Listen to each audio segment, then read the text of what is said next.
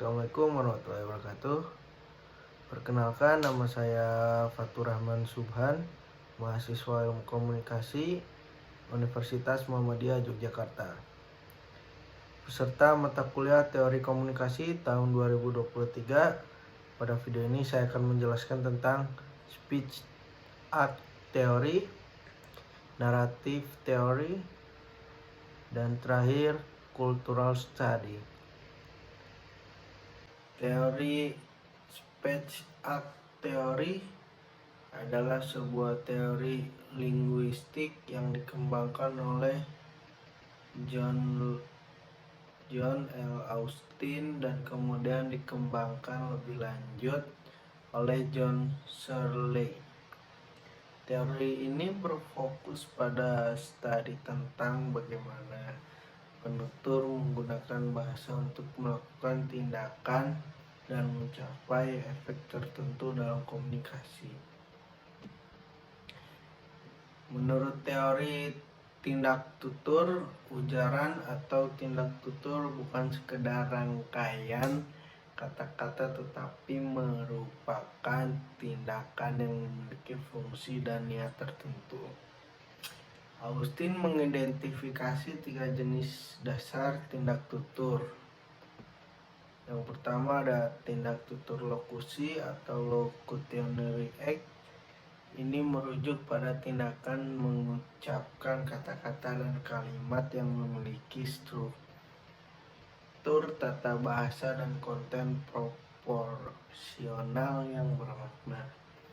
Dan kedua yaitu tindak tutur ilokusi atau illocutionary act. Ini adalah tujuan atau efek yang dimaksudkan dari ujaran tersebut. Ini mewakili niat komunikatif penutur yang dapat berupa pernyataan, permintaan, peringatan, permohonan maaf, dan sebagainya. Tindak tutur ilokusi ditentukan oleh konteks dan niat penutur. Dan yang terakhir ada tindak tutur perlokusi, yaitu perlocutionary act. Ini merujuk pada efek atau konsekuensi dari ujaran tersebut terhadap pendengar atau audiens. Searle lebih lanjut mengklasifikasikan tindak tutur ilokusi menjadi beberapa kategori yang dikenal sebagai jenis tindak tutur seperti asertif, direktif, komisif, ekspresif, dan deklaratif. Setiap jenis tindak tutur terkait dengan tindak tutur spesifik dan fungsi-fungsinya yang sesuai. Teori ini juga menekankan peran konteks dalam memahami tindak tutur, makna, dan interaksi dari ujaran tidak hanya tergantung pada kata-kata yang digunakan, tetapi juga pada konteks situasional dan budaya di mana tindak tutur terjadi. Faktor seperti niat penutur, hubungan antara penutur dan pendengar, dan pengetahuan bersama antara mereka memainkan peran penting dalam menentukan makna dan efektivitas tindak tutur. Teori tindak tutur memiliki dampak yang signifikan dalam berbagai bidang termasuk linguistik, filsafat bahasa, pragmatik, dan studi komunikasi. Teori ini merupakan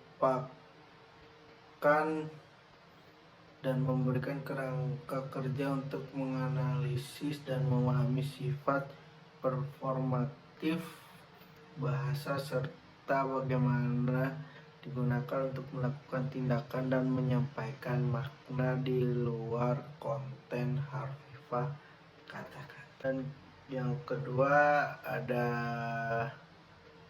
teori naratif menurut Fisher, yaitu manusia pada dasarnya adalah pendongeng yang menggunakan narasi untuk memahami dunia di sekitar mereka dan untuk berkomunikasi dengan orang lain. Walter Fisher adalah seorang ahli teori komunikasi yang mengembangkan konsep paradigma naratif pada akhir 1970 dan awal 1980-an. Menurut Fisher, manusia pada dasarnya adalah pendongeng yang menggunakan narasi untuk memahami dunia di sekitar mereka dan untuk berkomunikasi dengan orang lain. Paradigma naratif didasarkan pada gagasan bahwa orang mengandalkan penceritaan dan rasionalitas naratif daripada logika dan argumentasi yang ketat untuk membuat keputusan dan penilaian tentang dunia. Dengan kata lain, orang lebih cenderung mempercayai cerita yang koheren, masuk akal, dan menarik secara emosional. Bahwa narasi memiliki beberapa elemen kunci, termasuk karakter, alur, latar, dan tema, dan bahwa elemen-elemen ini bekerja sama untuk menciptakan cerita menarik yang dapat dihubungkan dan dipahami orang. Ia juga menekankan pentingnya kredibilitas narator dan kemampuan penonton untuk mengenali karakter dan pengalaman mereka. Paradigma naratif Fisher memiliki dampak signifikan pada bidang komunikasi dan retorika, dan telah digunakan untuk menganalisis berbagai teks budaya, termasuk sastra, film, dan iklan. Itu juga telah digunakan sebagai kerangka kerja untuk memahami bagaimana orang memahami pengalaman pribadi mereka sendiri dan membangun identitas mereka sendiri melalui penceritaan. Dan di sini juga ada contohnya. Ketika kita sedang belajar di kelas, guru maupun dosen yang sedang menerangkan materinya di depan kelas yang pastinya mengkaitkan materi tersebut dengan pengalaman hidup yang mereka alami ketika mereka sedang menceritakan itu semua, kita tentunya sangat tertarik untuk mendengarkan dan lebih mudah mengingat cerita yang sedang dipaparkan oleh dosen kita. Sedangkan dosen kita sedang menjelaskan teori maupun materi terkait mata pelajaran, kita cenderung lebih malas untuk mendengarkan dan suka untuk mengingat materi tersebut dalam waktu yang singkat. Teori cultural study adalah sebuah pendekatan interdisipliner yang digunakan untuk menganalisis dan memahami budaya, termasuk media massa, seni, sastra, musik, politik, dan praktik-praktik sosial lainnya. Pendekatan ini melibatkan pemahaman tentang bagaimana budaya dibentuk, dipertahankan, dan menghasilkan makna dalam konteks sosial dan politik. Teori studi budaya mengakui bahwa budaya tidak hanya merupakan bentuk ekspresi artistik, tetapi juga mencakup proses sosial, politik, dan ekonomi yang berperan dalam membangun dan membentuk identitas, nilai, dan pola pikir masyarakat. Teori ini menekankan pentingnya mempelajari budaya sebagai bentuk perlawanan negosiasi dan perubahan sosial.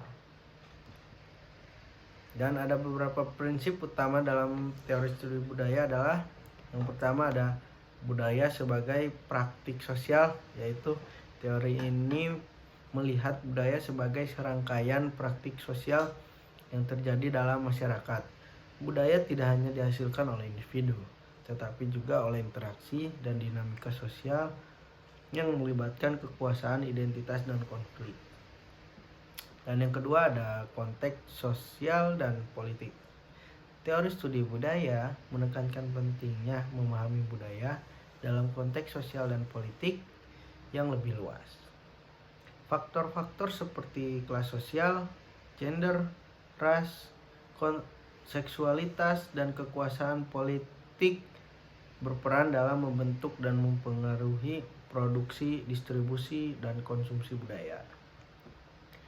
Dan yang ketiga ada analisis kritis. Pendekatan ini mendorong analisis kritis terhadap produk budaya dan struktur kekuasaan yang terkait dengannya. Tujuannya adalah untuk mengungkap dominasi, ideologi, dan norma yang mungkin ada dalam budaya populer, media massa, dan institusi sosial, serta mempertanyakan narasi yang didominasi dan memperjuangkan keadilan sosial.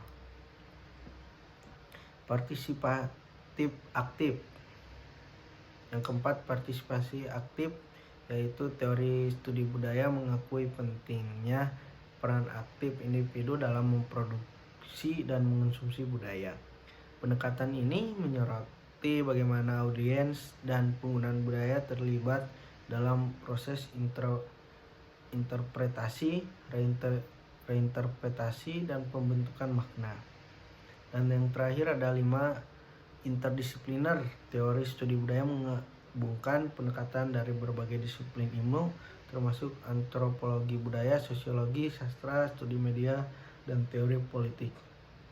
Hal ini membantu dalam memahami budaya secara komprehensif dan mempertimbangkan berbagai perspektif dalam analisis budaya. Dalam menggunakan teori ini, peneliti dan akademis dapat menganalisis produk budaya dan praktek-praktek sosial dengan memperhatikan konteks sosial, politik, dan kekuasaan yang melingkupinya. Pendekatan ini juga digunakan untuk memahami bagaimana budaya berperan dalam mempengaruhi identitas, pengalaman, dan pola pikir individu serta masyarakat secara keseluruhan. Terima kasih, sekian. Wassalamualaikum warahmatullahi wabarakatuh.